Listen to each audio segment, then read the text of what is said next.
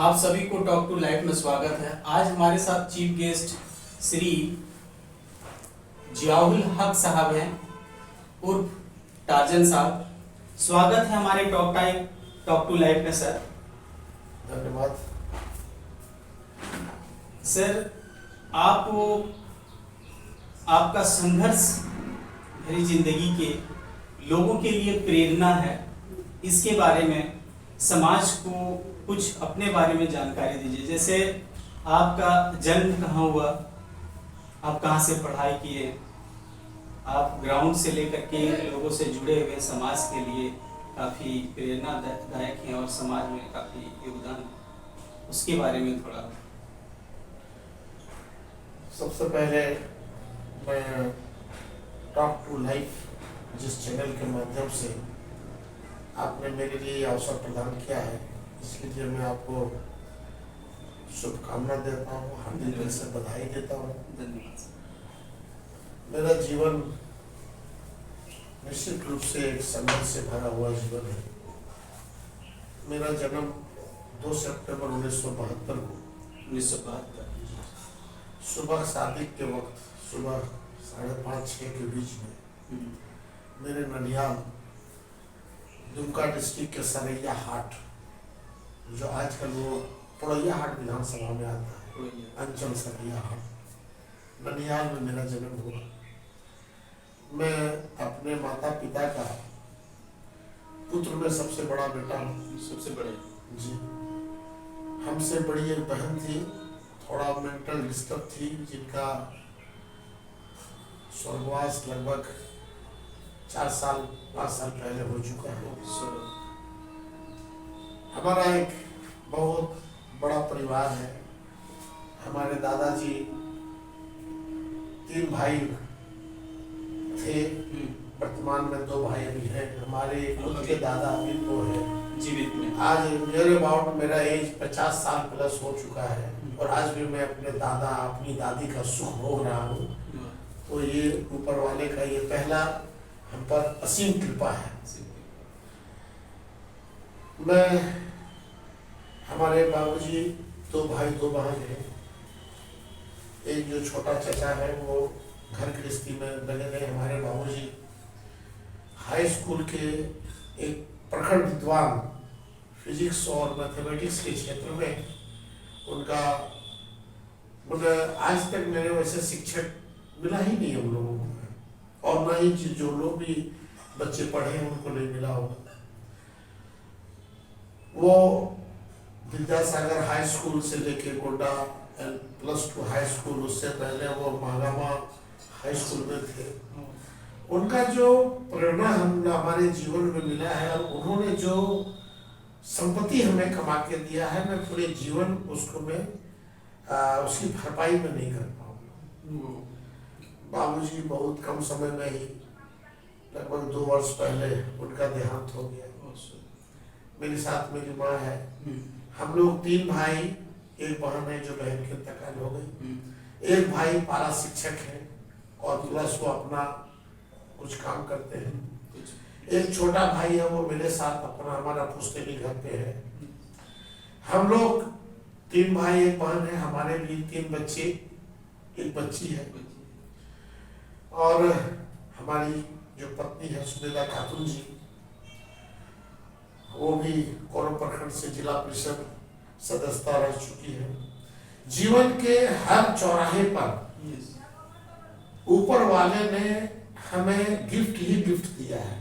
जीवन तो मेरा संघर्ष से भरा हुआ है। जीवन का संघर्ष तो वो है, मुझे लगता है कि मैंने इसका मैं व्याख्या नहीं कर सकता हूँ। बचपन से लेकर आज तक मैं स्कूल में पढ़ा तो मैं संघर्ष के साथ स्कूल में भी रहा, वहाँ की कुव्यवस्थाओं से लड़ता रहा, वहाँ के शिक्षकों से भी लड़ाइयाँ होती रही, मैं उसके मार्गदर्शन को पे अपनाता भी रहा, पढ़ाई के क्षेत्र में भी मैं रहा। तो बहुत उम्दा एजुकेशन मैंने लिया। मैं मैथमेटिक्स ऑनर्स कर रहा था, पार्ट 1 मैंने किया, पार्ट 2 मैंने किया, पार्ट 3 में नहीं कर पाया क्योंकि मेरे जीवन में जो नटखट था, मैं स्पोर्ट्स मैन भी रहा। जीवन में मैं बड़ा स्पोर्ट्स मैन बनना चाहता था। बाबूजी चूंकि शिक्षक थे तो उनका मकसद था कि नहीं ये पढ़ लिख कर एक समाज में बेहतर इंसान बन सके। तो मैं बाबूजी की भी बातों को रखता गया और अपनी भी मन की बातों को रखता गया।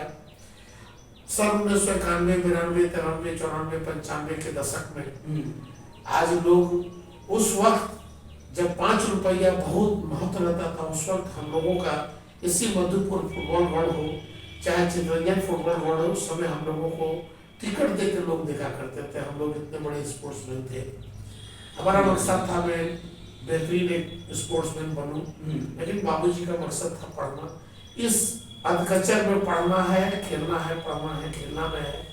अस्थायी रूप से मैंने अपना एजुकेशन को ले पाया और ना ही मैंने स्पोर्ट्स की दुनिया में जा पाया, लेकिन संघर्ष मेरे जीवन में बना रहा। और नतीजा ये हुआ कि आज हाथों हाथ क्षेत्र की जनता हमें काफी स्नेह, प्रेम और सब कुछ देता है। अलग बात है मैं आज MLA MP नहीं बन पाया, हो सकता है भाग्य की कोई फेरा हो, वरना पाक परवरदिगार से मैं पूरी तरह से मुतमईन हूँ। भगवान ने जो कुछ भी दिया है, हमारी जो क्षमता थी उससे बढ़ के दिया, इसलिए बहुत कुछ और पाने की इच्छा नहीं है, लेकिन उससे मैं महरूम भी नहीं रहना चाहता हूँ। जीवन में मुझे अपने लिए बहुत कुछ करने की आवश्यकता नहीं है। आज मेरा बेटा झारखंड से PSC में जनरल कैटेगरी में टॉप 1 पोजीशन लाकर और इन जनरल रिजल्ट में टॉप 3 लाकर मैंने झारखंड प्रदेश के लिए एक संदेश दिया कि आप हमें ये जो अंगूठे छाप लीडर है ऐसा आप हमें ना समझिए। मैं एजुकेशन को प्राथमिकता दिया हूँ और देता ही रहता हूँ। मेरा मकसद है कि न केवल मैं खुश रहूँ, मेरे साथ समाज के वो तमाम लोग खुश रहे जो दबे कुचले लोग हैं, जिनको अपॉर्चुनिटी नहीं मिल रहा है, जिनको रास्ते नहीं मिल रहे हैं, तो तमाम लोगों को मैं रास्ता दिखाने का प्रयास करता हूँ। रही बात मेरा जीवन का, तो अगर मैं जीवन को 2 सितंबर से स्टार्ट करूंगा तो आज तक इवन मैं अभी जहाँ जा रहा हूँ मैं संघर्ष में ही जा रहा हूँ। अल्लाह ही जानता होगा कि मैं बहुत कम समय अपने लिए व्यतीत करता हूँ। लंबा समय से मैं अपनी बाल बच्चों को पढ़ाने लिखाने के लिए मैं अपने परिवार को मैं अपने से अलग करके रखा हूँ और आज उसका रिजल्ट मुझे मिल रहा है।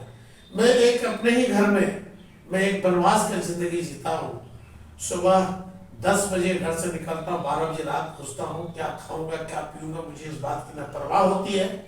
और परिवार के एक एक सदस्य, चाहे वो मेरे भाई हो, हमारे चाचा जी लोग हो, हमारे खानदान के लोग हो, हमारे परिवार के लोग हो, हमारी बहू हो, हमारे बच्चे हो, परिवार के सारे सदस्यों का हमारे इस योगदान में काफी सहयोग रहा है। हम पर किसी प्रकार का मुझ पर न दबाव आता है, न हमारे किसी भी कार्यों से लोग असंतुष्ट होते हैं, न हमें कभी न बाबूजी कभी रुके, क्योंकि परिवार के सारे सदस्यों को पता है कि मेरा बेटा, मेरा भाई, मेरा चचा गलत नहीं हो सकता। मैं अपने जीवन में कभी दारू, शराब, जुआ, गांजा, भांगा, ये तमाम चीजों से मैं आज तक बचा हुआ। और एक जो जीवन मिला है ऊपर वाले ने, जो बेशकीमती जिंदगी मुझे दिया है, तो मैं चाहता हूँ कि इस बेशकीमती जिंदगी को जन कल्याण में, लोगों की मदद में, लोगों की जरूरत में मैं अपने आप को मसरफ कर दूं। एक दवा के तरह मैं इस्तेमाल होता हूँ। हमारे यहाँ सुबह 6 बजे से लेकर 11 बजे दिन तक लोगों का तांता लगा रहता है। लोग रोते हुए आते हैं, मैं उनको हंसा के यहाँ से भेजता हूँ। मैं खुद काम करता हूँ, नहीं तो मैं उसे रास्ता बता देता हूँ। उसके लिए मैं लोग ढूंढ देता हूँ ताकि इसकी प्रॉब्लम सॉल्व हो जाए। तो अपने संघर्ष की गाथा में क्या बताऊँ, संघर्ष की एक छोटी सी नमूना देता हूँ मैं अपने आप को। मैं ग्रामीण क्षेत्र से आता हूँ।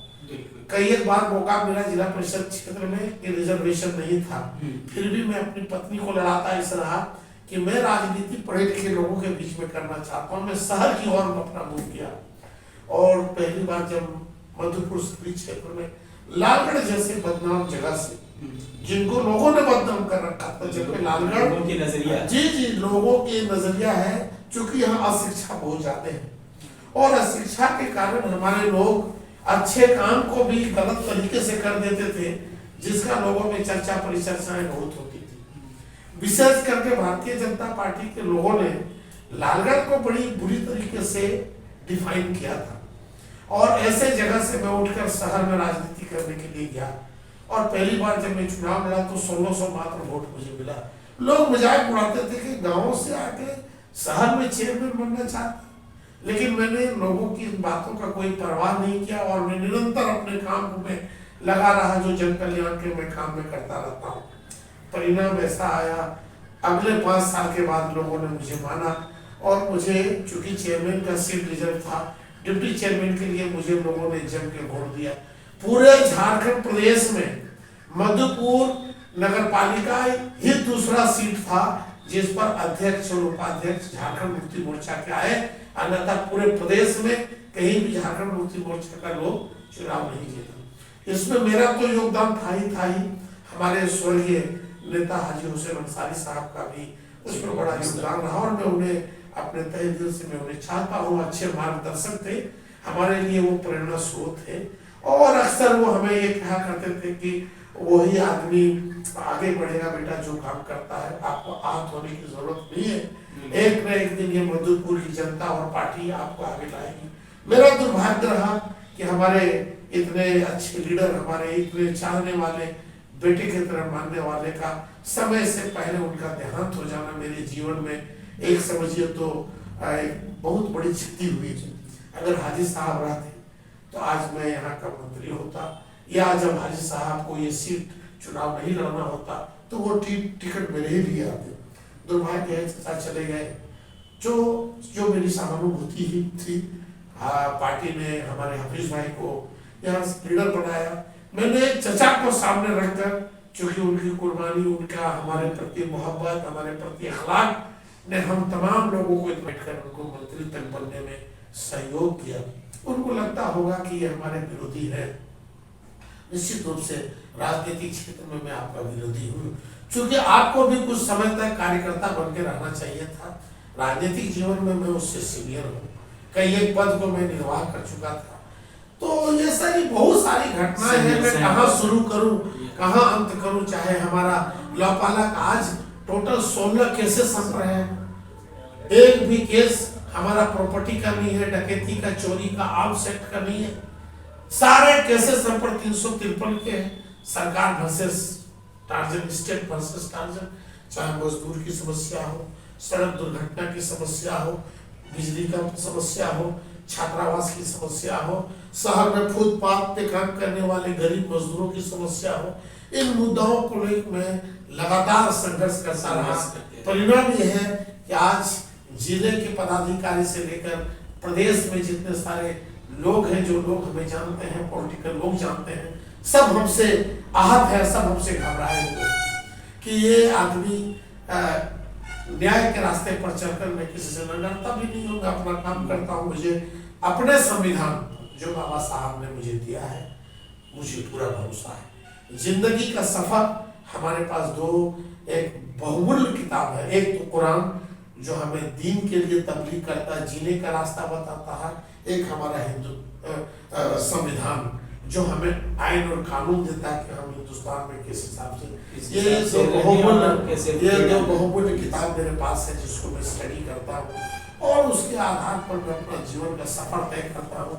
हर कदम पर चैलेंज है, हर कदम पे संघर्ष है और ये मेरी जो बहुमूल्य जिंदगी है ये चंद दिनों की जिंदगी है और जब तक मैं रहूँगा जन कल्याण में, लोगों के लिए, इंसानियत को बचाने के लिए मैं अपना काम करता रहूँगा। और रही बात मंदिर, मस्जिद, इबादत, पाक परवरदिगार ना जाने किस इबादत के बदले कौन सा काम आपका उनको पसंद आ जाए, जो है ना, जिसके बुनियाद पर कल आखिरत में आपको आला से आला मुकाम अता फरमा दे। बड़े से बड़े नमाजी भी होंगे, बड़े से बड़े गुनहगार होंगे, लेकिन पाक परवरदिगार किनको कौन सा अदा पसंद होगा। तो मैं जनहित में लोगों के लिए लगा रहता हूँ, काम करता हूँ। बिल्कुल बहुत अच्छी बात है सर। एक चीज़ और तो आपसे ये चीज़ जानना चाहता हूँ, जो आपका लक्ष्य क्या है, आपका गोल क्या है? मेरा लक्ष्य ये है कि समाज हो या देश हो या राज्य हो, सबसे पहले लोगों के साथ जस्टिस होना चाहिए। जस्टिस होना चाहिए, जहाँ अनजस्टिस है न्याय होना चाहिए, जहाँ अनजस्टिस है वहीं से विद्रोह होता है। आज थाने में अनजस्टिस जस्टिस है। आज गरीबों का सुना नहीं जा रहा, घर में बाप बेटे माँ बेटी मियाँ बीवी के बीच में अनजस्टिस है। रोज फैसले होते हैं। क्या दो व्यक्ति है, आप नहीं समझ सकते हो हमने क्या गलती किया? क्या पत्नी नहीं समझ सकती मैंने क्या गलती किया? तो ये सामाजिक जो हालात है और जो परेशानियां हैं, इन तमाम चीजों से मैं बहुत आहत रहता हूँ। मैं सड़क पे चलता हूँ, एक मोटरसाइकिल वाला अपनी गलती से अगर हाईवा से टक्कर खा गया तो तमाम लोग हाईवा वाले को पकड़ लेते हैं और उसके साथ ज्यादती करके और उसकी गलती को ना होने के बाद उसको गलती मनवाने के लिए लोग आमादा हो जाते हैं ताकि गलत पैसा अगले को मिल जाए। गलती किनकी है, ये जस्टिस होना चाहिए। तो ऐसे बहुत सारे उदाहरण हैं। तो हम चाहते हैं कि समाज में जस्टिस हो, और जस्टिस तब होगा जब समाज शिक्षित होगा। सही बात। और समाज जब तक शिक्षित नहीं होता है तब तक वो अच्छे मानव नहीं बन सकते, अच्छे इंसान नहीं बन सकते हैं।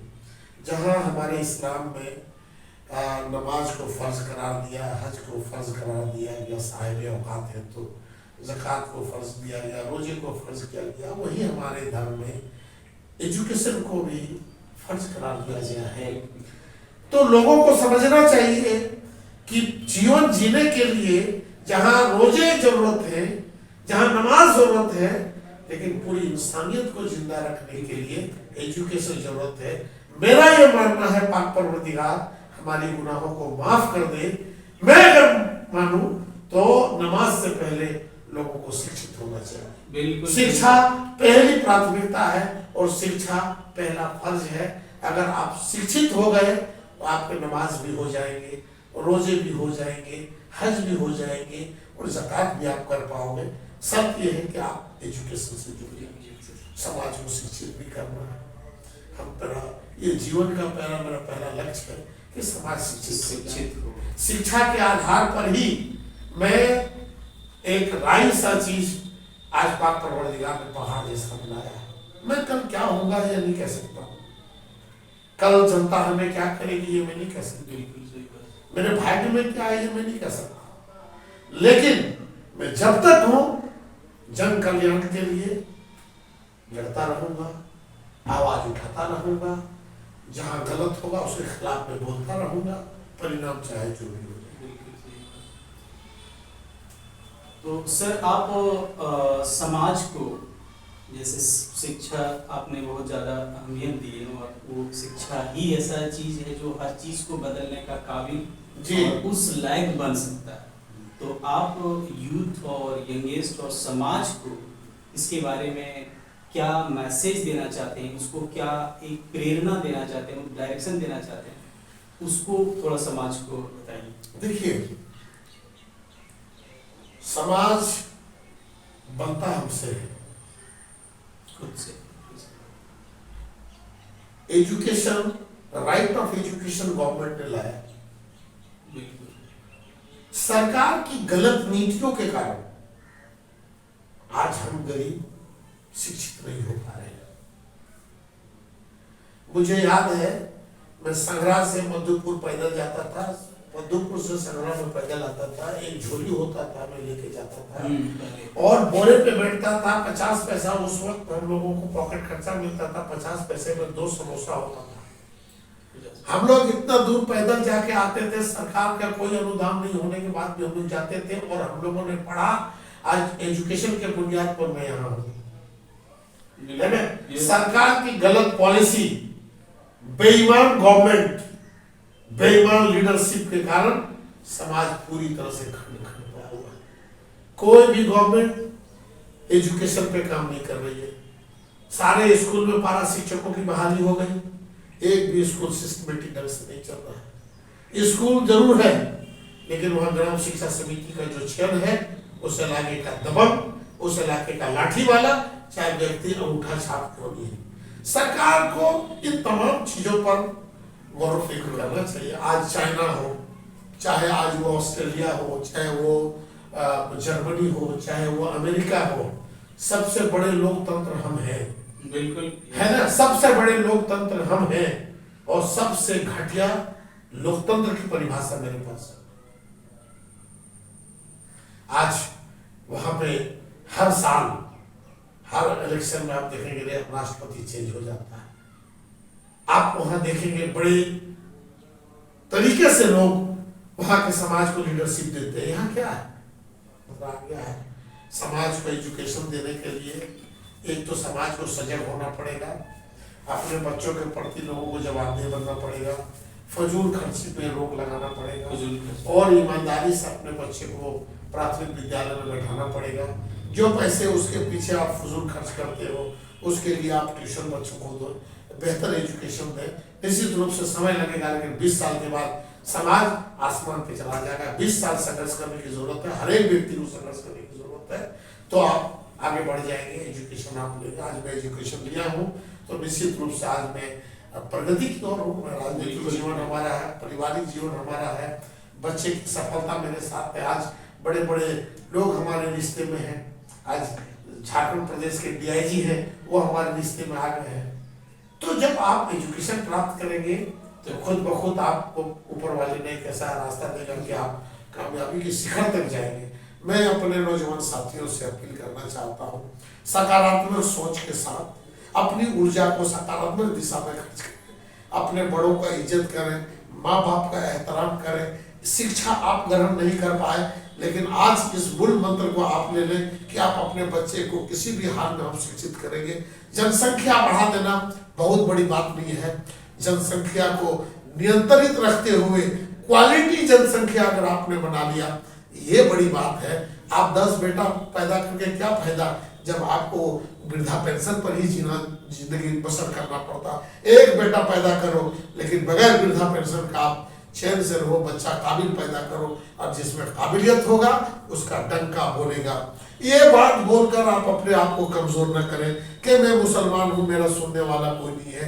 एपीजे अब्दुल कलाम जैसे लोग, जिसे मिसाइल मैन कहा जाता है, आज इस देश का राष्ट्रपति रहकर चला गया।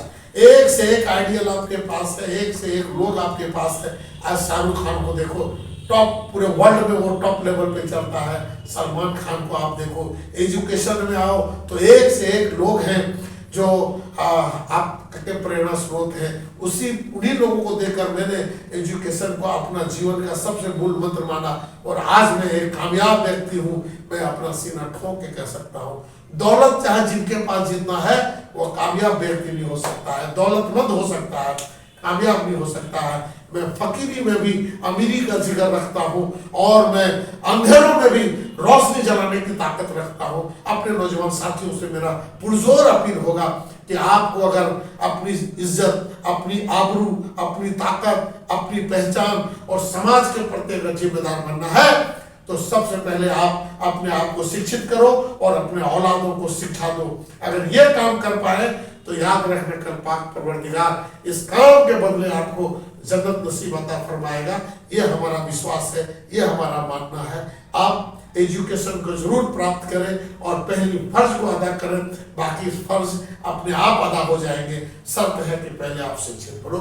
शिक्षा मेरे जीवन का अनमोल रत्न है जिसे मैं न भूल सकता हूँ, न मैं छोड़ सकता हूँ, न इसके बगैर मैं कुछ सोच सकता हूँ। धन्यवाद सर, आपने शिक्षा में काफी ज्यादा जोर दिए और शिक्षा ही ऐसा चीज है जो बदलाव का सबसे बड़ा रास्ता है। आज बहुत ऐसे इंसान हैं जिसको देखा जा सकता है, रोल मॉडल माना जा सकता है। आज हम लोग का आज़ादी के बाद एक रूल रेवोल्यूशन में चलने का, जैसे 26 जनवरी 1950 में जब देश का संविधान लागू हुआ तो एक शिक्षित लोग ही ने लिखा, उनके ग्रुप बने। तो इसी तरह से सर ने काफ़ी ज़्यादा शिक्षा में हम लोगों को बोले, अपनी संघर्ष भरी जीवन के बारे में हम लोगों से बात किए और लोगों को मैसेज, शिक्षा बहुत बड़ी चीज़ है, शिक्षा पे ध्यान दें। धन्यवाद आप हमारे YouTube चैनल में आने के लिए सर, और आप सभी व्यूअर को हमारे चैनल को सब्सक्राइब कीजिए और लाइक कीजिए और शेयर कीजिए। इसी तरह हम लोग कोशिश करेंगे एक नए चीफ गेस्ट को लाएं आपके सामने और उनकी ज़िंदगी से हम लोग कुछ सीखें। धन्यवाद।